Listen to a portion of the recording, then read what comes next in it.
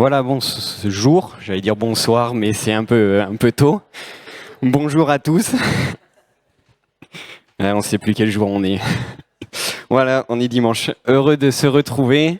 Et sans plus tarder, parce que je vois que le temps a quand même bien avancé, je vous invite à faire une lecture ce matin dans la deuxième épître de Paul aux Corinthiens. On ira au chapitre 6 et à partir du verset 16. Et ce matin, et à l'occasion de la fête des pères, je voudrais parler des pères. Mais ce matin, je voudrais parler de Dieu comme étant notre Père. Et je dirais, c'est ce qui fait la différence entre l'évangile et toutes les religions qui peuvent exister. Jésus est venu nous présenter Dieu comme étant un père, non pas comme une personne éloignée, non pas comme une personne distante ou une autorité suprême, mais qui n'est pas sensible aussi à nos soucis, qui n'est pas sensible à nos situations. Mais Jésus est venu nous présenter Dieu comme étant notre Père. Un Père accessible, un Père qui se soucie de nous, un Père qui nous comprend, un Père qui nous connaît et qui pourvoit à tous nos besoins. Amen. Et je voudrais qu'on puisse donc faire cette lecture dans 2 Corinthiens chapitre 6 et à partir du verset 16, il est dit ceci: « Quel rapport y a-t-il entre le temple de Dieu et les idoles ?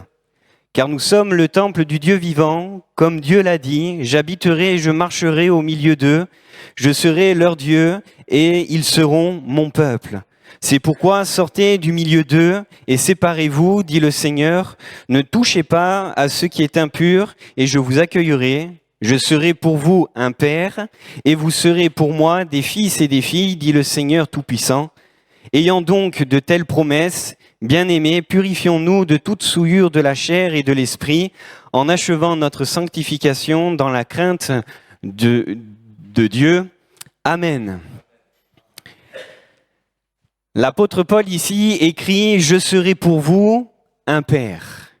Voilà ce que Paul est en train de dire, voilà ce que Paul est en train d'écrire aux Corinthiens. Et Paul va, et il faut le comprendre dans le contexte, que Paul va réutiliser des promesses qui sont attachées au peuple d'Israël, qui sont attachées à l'Ancien Testament. Parce que lorsque Paul écrit « J'habiterai au milieu de vous, je serai votre Dieu, je marcherai au milieu d'eux », cela fait référence aux promesses de l'Ancien Testament, du Dieu vivant qui est venu délivrer son peuple d'Israël, le peuple d'Israël, délivrer ce peuple d'Égypte de la condition dans laquelle il était, de condition d'esclave, afin d'habiter au milieu d'eux, afin d'être pour eux leur Dieu et qu'ils soient son peuple, qu'il soit son peuple. Mais Paul va ajouter cette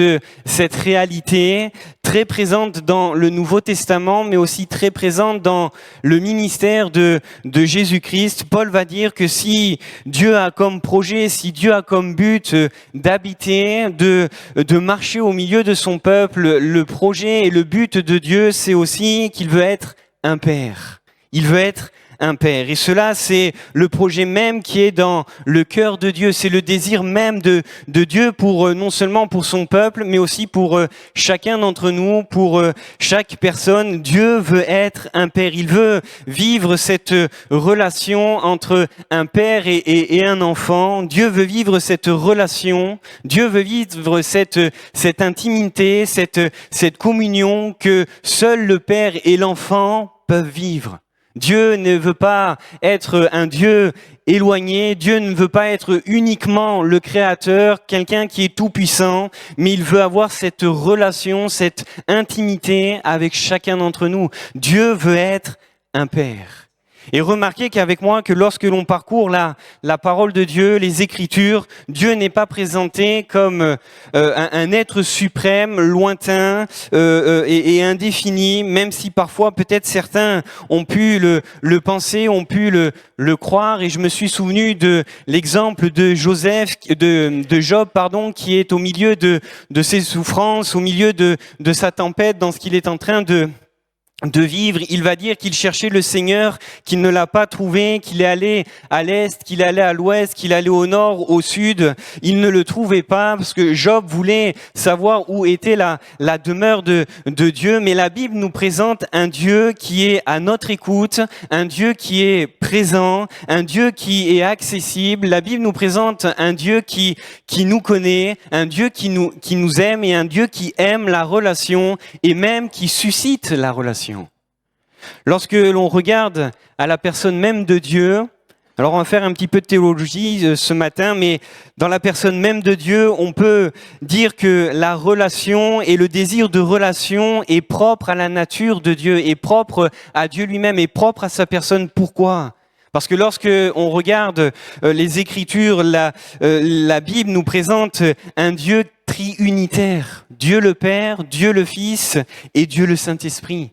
Et quand on ouvre le premier chapitre de la Bible, on remarque que dans le premier récit de la création, dans la création, nous voyons aux côtés du Père créateur, nous voyons l'Esprit qui agit et nous voyons aussi la parole qui est le Fils. Dès le moment où nous ouvrons la Bible, nous voyons cette personne, et même dans le texte original, en hébreu, le mot Dieu, qui est traduit normalement par Elle, dans le texte original, dans le livre de la Genèse, il n'est pas au singulier, Elle, mais il est au pluriel, Elohim, qui nous parle de Dieu au pluriel. Et je dis cela pourquoi ? Pour que l'on puisse comprendre que avant même la fondation du monde, Dieu est un Dieu de relation, que Dieu est un Dieu d'échange, que Dieu est un Dieu de communion. Et nous le voyons dans la relation de Jésus lorsqu'il va venir sur terre, lorsqu'il vient sur terre. Jésus ne pouvait pas considérer son ministère loin de la présence de Dieu, loin de la présence de Dieu le Père. Lorsque Jésus a connu son ministère sur terre, à chaque fois, on le voit en train de prier avec le Père. À chaque fois, on le voit dans cette intimité, dans cette relation qu'il a avec le Père. Lorsque il a parlé de l'Esprit, Jésus a parlé comme étant un autre moi-même avec qui il était en communion, qui prendra de ceux qui étaient du Père et qui étaient de lui, qui allait nous le donner, parce que dans la personne même de Dieu, Dieu est un Dieu de relation. Et Dieu veut vivre cette relation avec chaque être humain, et il veut vivre une relation avec toi. Il veut être ton Père, non pas celle d'un créateur, non pas celle d'un Dieu lointain, mais celle d'un Père. Je serai pour vous un Père. Et le Seigneur veut vivre cette relation. Dieu n'est pas simplement, et je le redis, le Créateur, celui qui est à l'origine de toute chose, mais la Bible nous présente Dieu comme celui qui veut avoir une relation telle un père et un enfant. Il veut vivre une relation. Ça a changé son nom ? Non, c'est bon ? C'est moi, excusez-moi. Il veut vivre une relation. Et remarquez que même l'apôtre Paul dira ceci, « Je serai pour vous un père ». Et cela marque bien la différence. Il y a une relation que Dieu veut créer entre un père et un enfant. Et même dans l'Ancien Testament, nous voyons ce projet qu'il y a de Dieu, ce projet de Dieu même vis-à-vis du peuple d'Israël. Nous voyons que c'est ce que le Seigneur a voulu pour son peuple.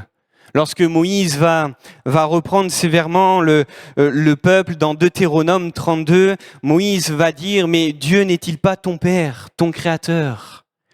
Moïse, ici, fait la différence, même dans le texte littéral, entre les deux termes. Ce n'est pas le même terme. Moïse parle bien de Dieu comme étant le Créateur, mais il parle aussi de Dieu comme étant le Père, celui qui veut une relation. Et je le dis ce matin, et ça va être tout le sujet de la pensée, du message de ce matin, Dieu veut vivre une relation avec toi.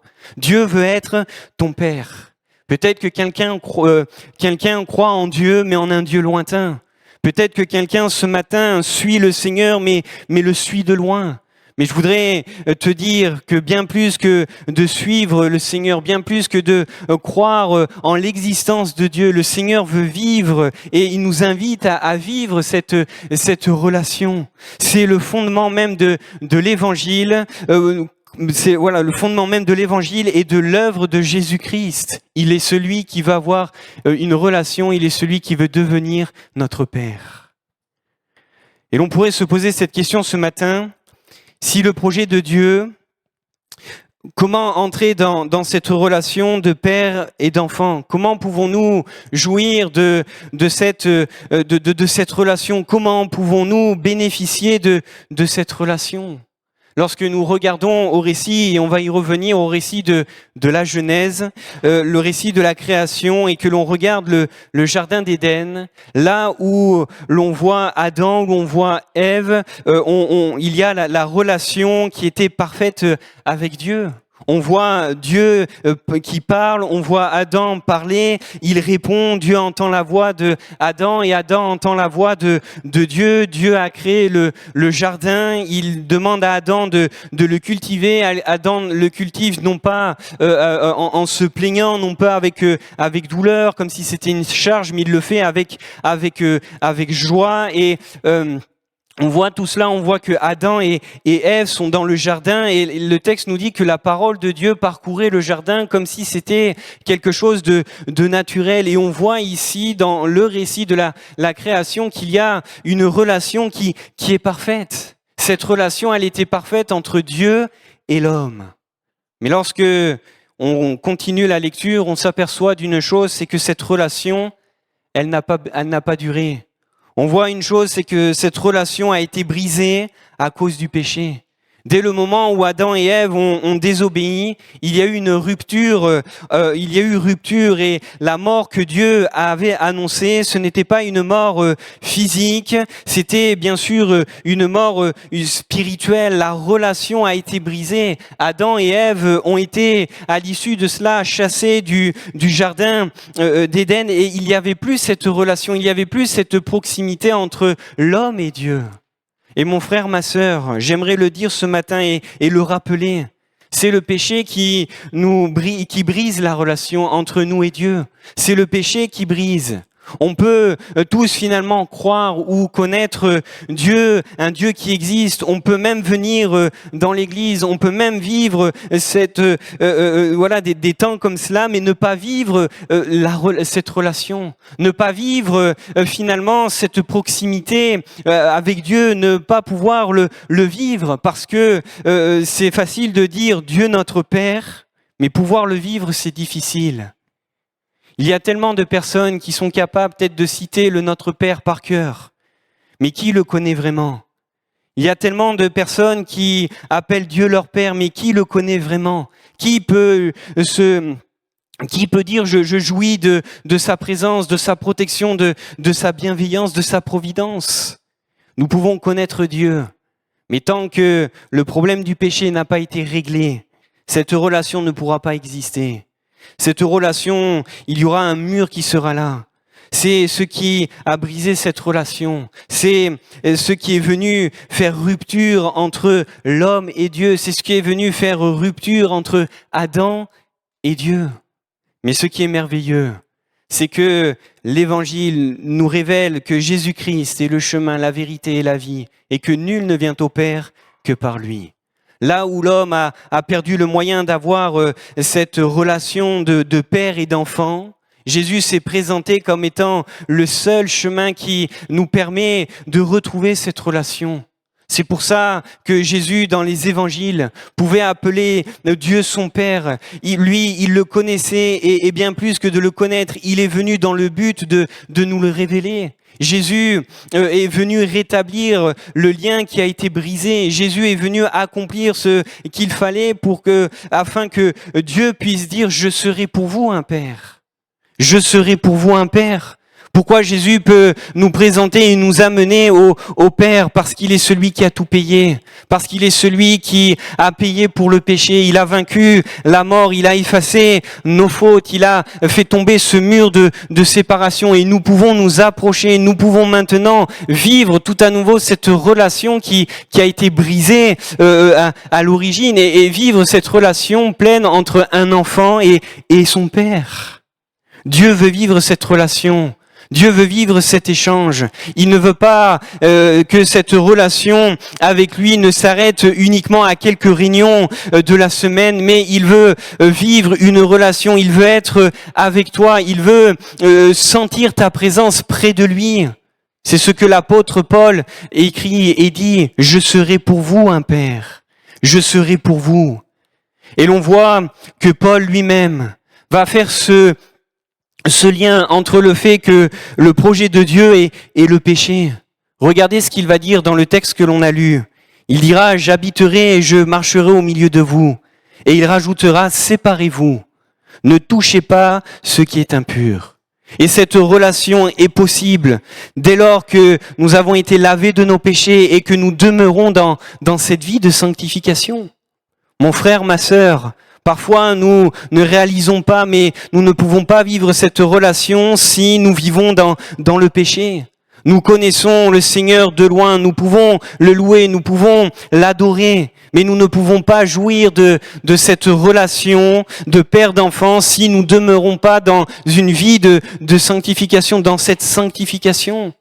C'est pourquoi Paul va nous amener à réaliser que bien plus que l'œuvre que Jésus a accomplie, qu'il est venu et qu'il a fait, il est question pour nous chaque jour de vivre une vie de sanctification afin de maintenir cette relation. Paul le dira au chapitre 7 de 2 Corinthiens et au verset 1er, « Ayant donc de telles promesses, bien-aimés, purifions-nous de toute souillure de la chair et de l'esprit en achevant notre sanctification dans la crainte de Dieu. » Parfois, nous oublions que les petits péchés que nous laissons dans nos vies sont là comme une barrière. Parfois, nous oublions que les petites choses qui sont là et qui ne sont pas à la gloire de Dieu peuvent briser cette relation avec le Seigneur. Parfois, nous tolérons ce qui est intolérable. Parfois, nous autorisons ce que le Seigneur a dit comme interdit. Parfois, nous laissons les petites choses dans nos vies, mais nous ne pouvons pas vivre cette relation pleine si nous ne travaillons pas à notre sanctification. Dans le texte un peu plus haut au verset, Paul va poser 5 questions. Quel rapport y a-t-il entre la justice et l'iniquité ? Qu'y a-t-il de commun entre la lumière et les ténèbres? Quel accord y a-t-il entre Christ et Bélial? Quelle part a le fidèle avec l'infidèle? Quel rapport y a-t-il entre le temple de Dieu et les idoles? Paul est très clair ici.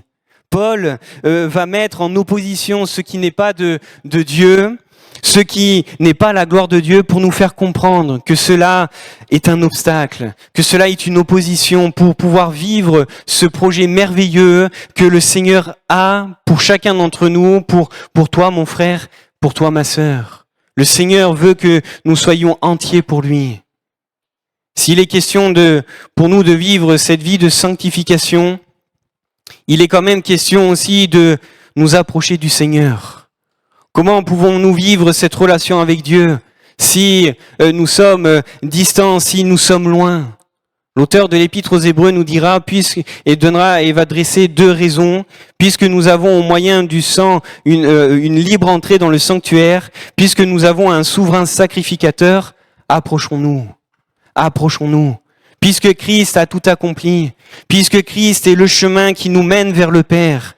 Si nous voulons vivre cette relation, si nous voulons avoir Dieu pour Père, mais nous devons nous approcher de lui. Nous devons nous approcher de Christ.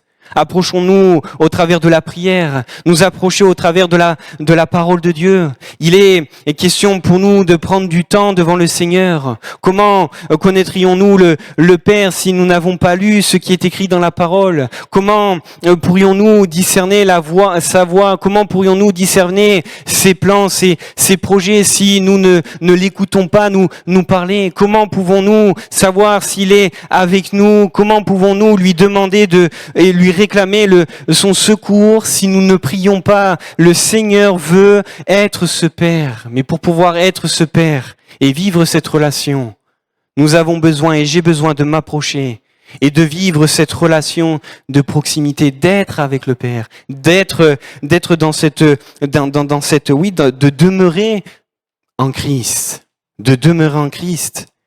Jésus lui-même avait, durant tout son ministère, une communion qui était parfaite. Il pouvait appeler Dieu son Père. Pourquoi? Parce que Jésus était toujours dans la présence du Père. On le voit toujours en train de prier. Si nous voulons vivre cette relation, si c'est véritablement le projet de Dieu pour ma vie, est-ce que je passe suffisamment de temps près du Père? Parfois, on a l'impression d'être seul, mais c'est parce que peut-être on ne s'approche pas du Seigneur. Parfois, on a l'impression de se retrouver tout seul dans nos situations, mais pourtant, le Seigneur nous a assuré qu'il était là. Mais que faisons-nous de ces temps de recherche, de ces temps où nous devons nous approcher du Seigneur? Frères et sœurs, ce matin, je le dis, mais c'est notre grand privilège. Nous n'avons pas un Dieu distant, nous n'avons pas un Dieu lointain, mais nous avons Dieu pour Père. Nous avons un Père. Nous pouvons nous approcher du Seigneur comme étant notre Père. Nous pouvons lui faire connaître nos besoins. Nous pouvons connaître son cœur, connaître ses pensées, connaître ses projets. Nous pouvons lui demander conseil. Nous pouvons le laisser diriger nos vies en toute sécurité. Mais pour cela, nous avons besoin de nous approcher de lui. Mais pourquoi nous ne sommes pas toujours capables de jouir de ces privilèges? Parce qu'il est important pour nous de réaliser et de comprendre que nous devons constamment, jour après jour, avoir cette relation, nous approcher et vivre cette proximité avec Dieu. Amen. Je l'ai cité tout à l'heure en parlant de Jésus, mais Jésus était un homme qui chérissait cette relation avec Dieu, avec son Père. Et tellement qu'il la chérissait, cette relation avec Dieu, les disciples, à un moment donné, voyant son intégrité, voyant sa vie de prière, ils vont dire, Seigneur, enseigne-nous à prier. Et dans cette prière que l'on connaît, celle du Notre Père, Jésus va s'adresser à Dieu comme étant son Père encore une fois.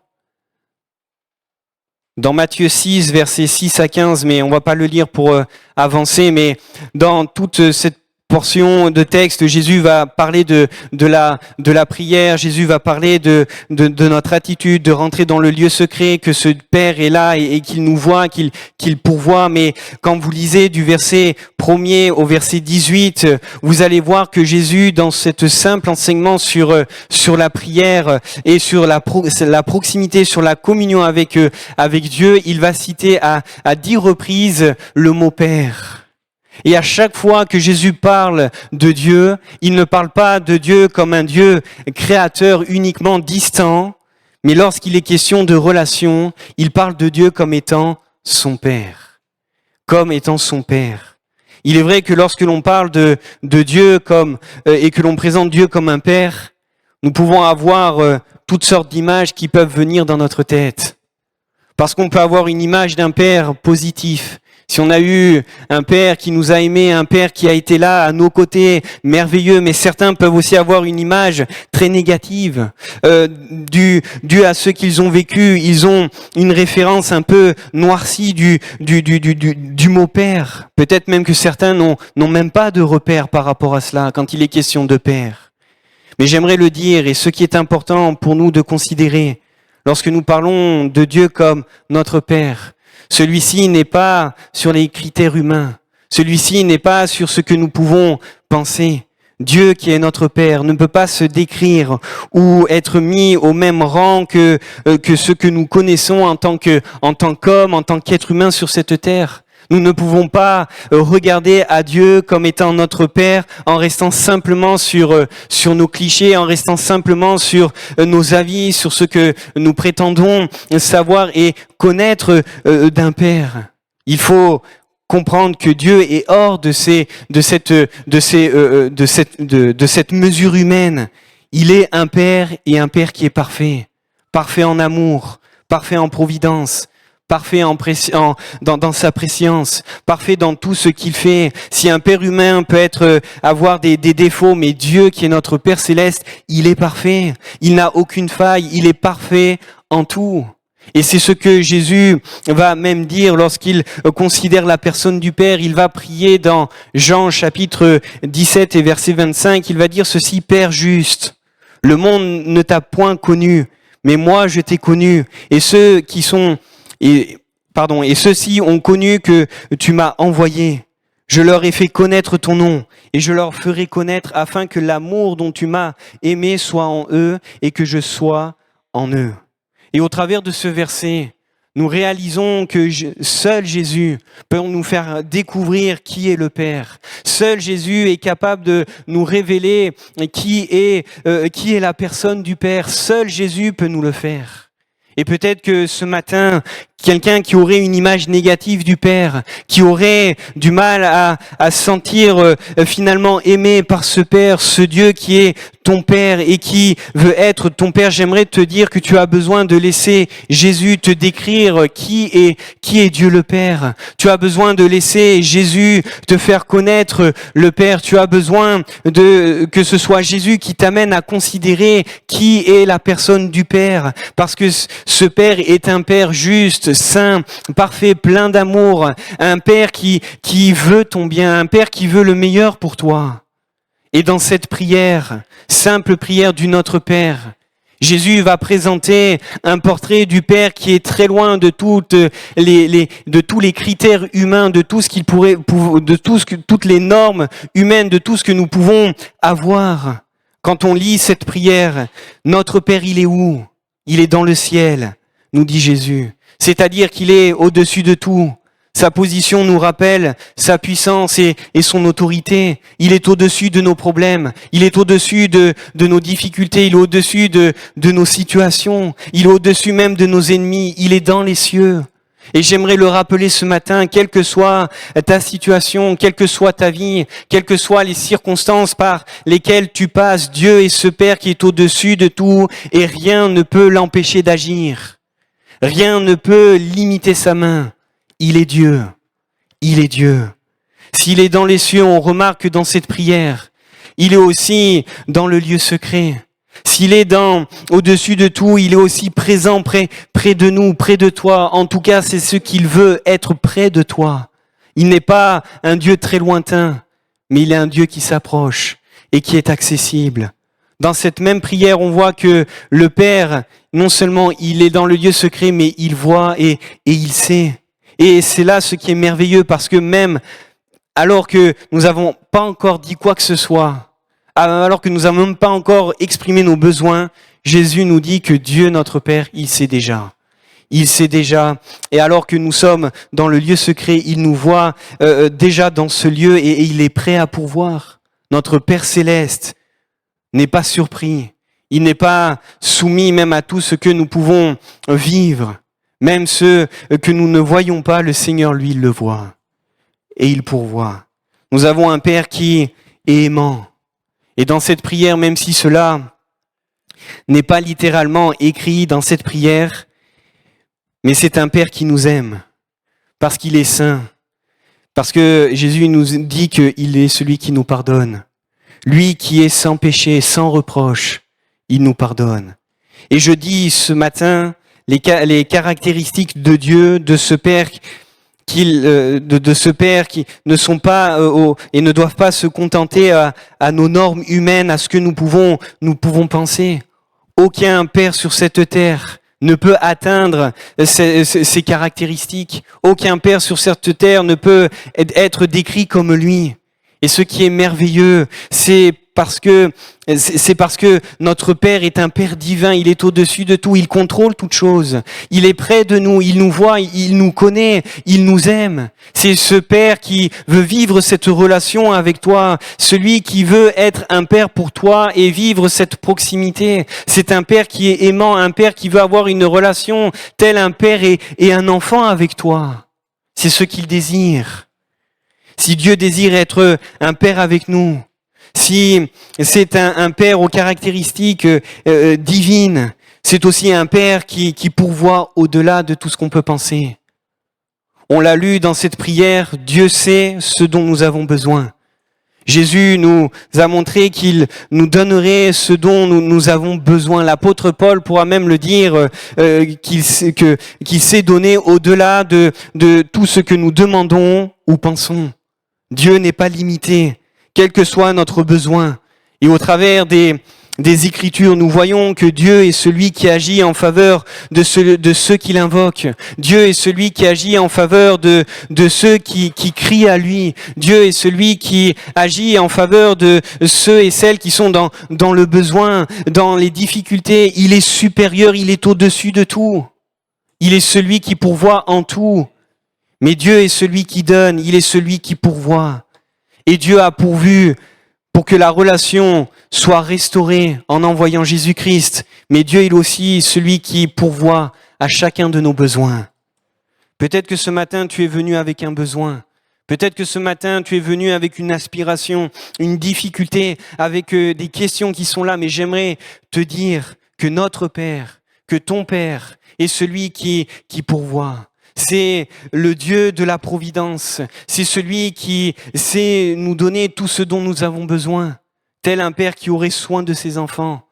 Dieu est un Père céleste qui a soin de ta vie et qui veut le meilleur pour ta vie. Et s'il pourvoit, il nous faut dire qu'il pourvoit au-delà de notre temps. Pourquoi ? Parce que Dieu a fait de nous ses enfants. L'apôtre Paul pourra dire ceci dans Romains chapitre 8 et le verset 17.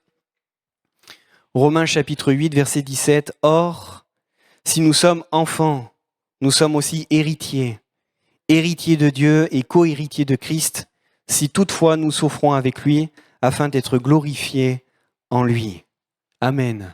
Et l'héritage que le Seigneur est en train de parler au travers de l'apôtre Paul ici, c'est un héritage qui est céleste. Et c'est pour cela que je dis que Dieu est celui qui pourvoit au-delà de notre temps. Il nous prépare un héritage dans les cieux pour l'éternité. Il pourvoit pour maintenant, dans ce siècle présent, mais il pourvoit aussi pour l'éternité. Et même dans sa providence, il est celui qui donne aujourd'hui, il est celui qui donne demain, mais il est celui aussi qui donne pour l'éternité. Dieu pourvoit au-delà de notre temps. Dieu pourvoit en tout. Et mon frère, ma sœur, j'aimerais te le rappeler, et c'est ce qu'on a lu au début de ce partage, « Je serai pour vous un Père ». Voilà ce que Dieu a pour toi. Voilà ce que Dieu a pour ta vie. Dieu veut être un Père pour toi. Il veut vivre cette relation. Il a tout payé pour cela. Il a offert Jésus en sacrifice pour pouvoir restaurer cette relation qui a été brisée à l'origine.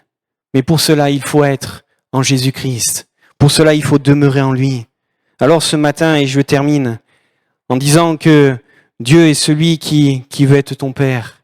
Il a tout préparé pour toi. Il a tout prévu. Il veut être proche de toi. Il veut t'avoir dans ses bras. Il veut vivre cette proximité avec toi. Mais toi, tu as besoin de demeurer en lui. Le Seigneur a tout préparé d'avance. Et le Seigneur dire, mais Seigneur, moi j'ai envie de rentrer dans ce que tu as préparé pour moi. Moi Seigneur, j'ai envie de rentrer dans ces plans merveilleux que tu as préparés pour moi. Dieu veut être ton Père et il est ton Père. Seigneur, nous te remercions pour ta parole. Nous te remercions pour ce temps, Seigneur, de culte, de louange. Nous te remercions, Seigneur, pour tout ce qui a pu être fait. Merci parce que, Seigneur, tu es celui qui rassure. Merci, Seigneur, parce que tu es celui qui parle. Et ce matin, je crois que, Seigneur, tu nous as rappelé, Seigneur, qui tu étais. Certes, tu es le Créateur, mais bien plus, tu es celui qui veut, Seigneur, être notre Père. Tu es notre Père, un Père qui est là, proche de nous, qui pourvoit, Seigneur, à nos besoins, qui pourvoit à toutes nos situations peut-être difficiles par lesquelles nous pouvons passer. Seigneur, tu es ce Dieu qui est là, Seigneur, à nos côtés. Et Seigneur, je veux te demander encore de nous aider à réaliser qui tu es réellement encore. Que nous puissions découvrir encore plus de ta personne. de ce Père qui est aimant, de ce Père qui est fidèle, de ce Père qui pourvoit, de ce Père qui sait tout ce dont nous avons besoin. Je te prie pour mon frère, ma sœur qui a besoin de toi. Mais Seigneur, révèle-toi encore tout à nouveau. Montre, Seigneur, ton amour, cet amour du Père. Montre-leur, Seigneur. À toi la gloire. Amen. Amen, amen, amen. Gloire au Seigneur. Juste quelques instants sous le regard du Seigneur où, à la suite de ce message, voilà, que puisse réaliser que, eh bien, Dieu est ton Père. Vous savez, on peut, avec même beaucoup d'années de conversion, avoir compris que Jésus est notre Sauveur, que nos péchés sont effacés, que nos péchés sont pardonnés, qu'on a la vie éternelle, qu'un jour on sera dans le ciel parce que le Seigneur a tout accompli. On peut même avoir fait des expériences en comprenant que Satan est sous nos pieds. On peut même avoir vécu la guérison divine, le baptême dans le Saint-Esprit et toutes sortes de choses et ne pas tellement comprendre ce que ça veut dire que Dieu est notre Père. Et Guillaume disait tout à l'heure, à la fin de son message, il a des plans pour toi. Le Père, c'est celui qui est à l'origine de tout. Le Père, c'est déjà celui qui a façonné ton avenir. C'est celui qui a établi des plans. Il y a plusieurs pères au milieu de nous, j'en fais partie. On ne laisse pas partir nos enfants au hasard. On prie, on se tient devant le Seigneur et on veut entrer dans les plans de Dieu pour eux et donner à nos enfants le meilleur des avenirs. Ça se construit. Et en donnant Jésus, le Père a construit ton avenir. Et que tu puisses découvrir Dieu comme étant un Père. Il est celui qui pourvoit, il est celui qui a réponse à tout. Il est celui qui t'aime. Alléluia. Alors que ce matin, tu puisses trouver refuge auprès de ton Père céleste. En lui disant, Seigneur, moi je ne sais pas tout, Seigneur, mais je veux te faire confiance ce matin. Je place ma confiance en toi, parce que tu es mon Père céleste. Alléluia. Est-ce que tu pouvais le dire à votre place? Seigneur, je place ma confiance en toi. Tu es mon Père. Tu es mon Père. Et je sais que tu m'aimes. Comme un père a compassion de ses enfants, l'Éternel a compassion de ceux qui le craignent. Alléluia. Quelques secondes, là où vous vous appuyez sur Dieu. Peut-être y a-t-il un fils prodigue au milieu de nous qui a besoin de revenir dans la maison du Père. Le Père n'est pas celui qui a repoussé, mais il a ouvert son cœur, il a ouvert ses bras. Et le pardon est entré. Si tu savais comme il t'aime, Dieu est ton Père. Alléluia. Peut-être quelqu'un a-t-il besoin que l'on prie pour lui, pour elle, afin que cette relation soit restaurée? C'est en Jésus, ça a été très très bien dit. C'est dans le Fils.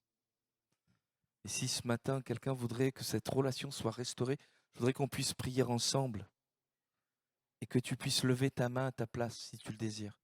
Voilà, je voudrais que ma relation soit restaurée, oui. Il y a des mains qui se lèvent. Gloire au Seigneur, il y a plusieurs mains qui se lèvent. Alors on va prier ensemble. On va prier ensemble. Seigneur, tu vois ces bien-aimés qui, certainement pour beaucoup, ont vécu beaucoup de choses avec toi. Mais ils ont besoin que cette relation-là soit restaurée. Je me souviens, Seigneur, que dans ta parole, l'homme de Dieu, l'apôtre Paul, dira ceci, mais Abba, Père. Et le mot Abba signifie même papa. Il y a une tendresse, une proximité d'un enfant avec son père. Et je te prie, Seigneur, afin que ce qui était perdu dans plusieurs cœurs, peut-être cette innocence, cette fraîcheur dans cette relation, soit restaurée dans le nom de Jésus. Seigneur, parce qu'en Jésus, nous découvrons qui est le Père. En Jésus, nous découvrons son amour, sa tendresse, son pardon, sa justice, sa miséricorde, sa paix. Et Seigneur Jésus, je te prie que tout cela soit restauré, Père Céleste, dans le nom de Jésus.